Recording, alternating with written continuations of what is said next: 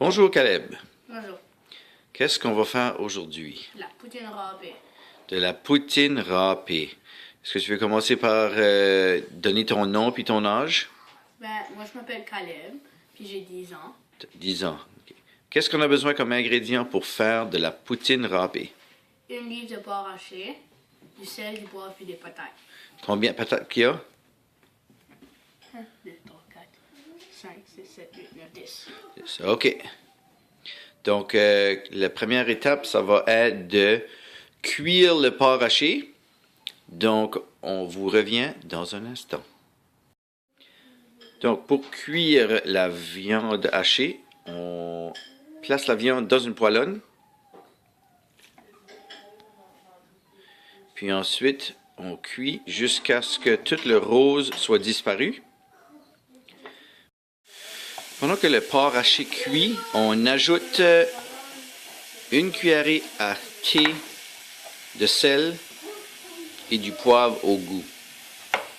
Tiens, Caleb.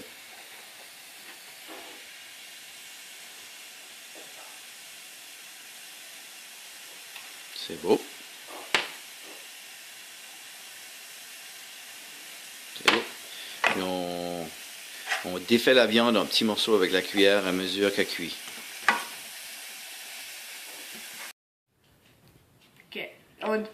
Après avoir râpé les patates, on en coupe 3 en morceaux pour les faire bouillir, puis 7 à côté pour faire la râpée. Après avoir râpé les patates, on la met dans un linge à vaisselle. Et ensuite, on va lever le linge à vaisselle, puis on va tout essorer le jus qu'il y a dedans. Pour faire sûr que les patates sont cuites, on les pique avec une fourchette pour voir si c'est cuit. Est-ce mou? Je dirais attendre comme pas longtemps. Okay. Une fois les patates cuites, les 3 qu'on a mis à bouillir, on les rince à l'eau froide pour qu'ils soient un peu plus froides à manier. Puis on les écrase. Une fois qu'ils vont être tout écrasés, on les transfère au bol de patates râpées. Puis on mélange le tout.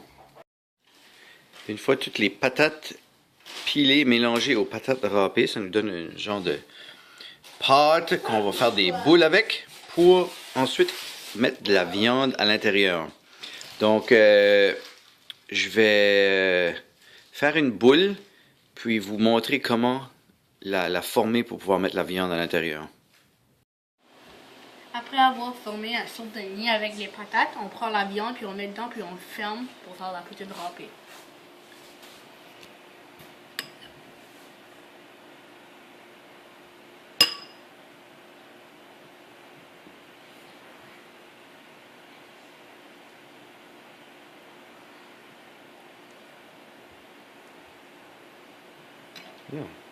Ensuite que ça va être fermé, on va faire les autres aussi.